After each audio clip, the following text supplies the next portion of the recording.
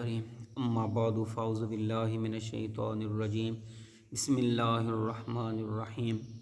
کل ہم نے حدیث مبارکہ پڑھی کہ کیا جس شخص پر غسل واجب ہو جائے وہ حالت جنابت میں سو سکتا ہے یا نہیں سو سکتا۔ تو حدیث مبارکہ سے ہمیں یہ پتہ چلا کہ اللہ کے محبوب صلی اللہ علیہ وسلم نے فرمایا کہ جب تم جنبی حالت میں ہو اور سونا چاہو تو سونے سے پہلے وضو کر لیا کرو، وضو کر کے پھر سو جاؤ۔ تو یہ حدیث مبارکہ بھی اسی ضمن میں ہی ہے کہ جنبی وضو کر کے سو جائے۔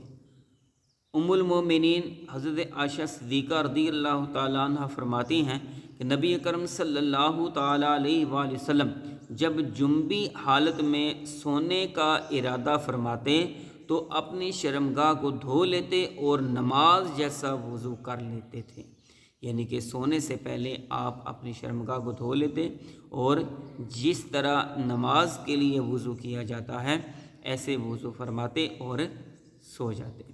آئیے دوسری حدیث مبارکہ۔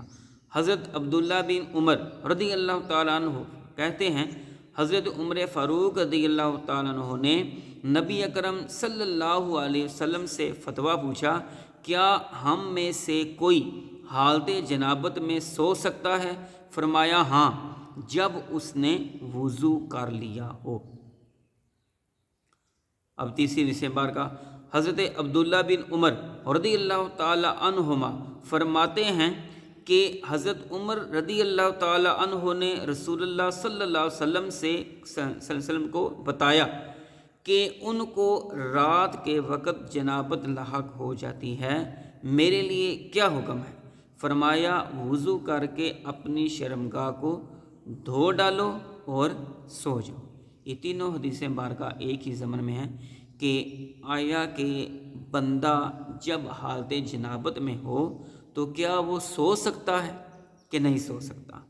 تو اللہ کے محبوب صلی اللہ علیہ وسلم نے فرمایا کہ جیسے کہ آپ صلی اللہ علیہ وسلم نے بھی یہ عمل فرمایا کہ اپنی شرمگاہ کو دھو لو، آپ نے بھی اپنی شرمگاہ کو دھویا اور نماز جیسا وضو کیا اور سو گئے۔ اس سے ہمیں معلوم ہوا کہ بندہ جب حالت جنابت میں سونا چاہے تو اپنی شرمگاہ کو دھو لے اور اس کے بعد نماز جیسا وضو کرے، وضو کر کے پھر وہ سو سکتا۔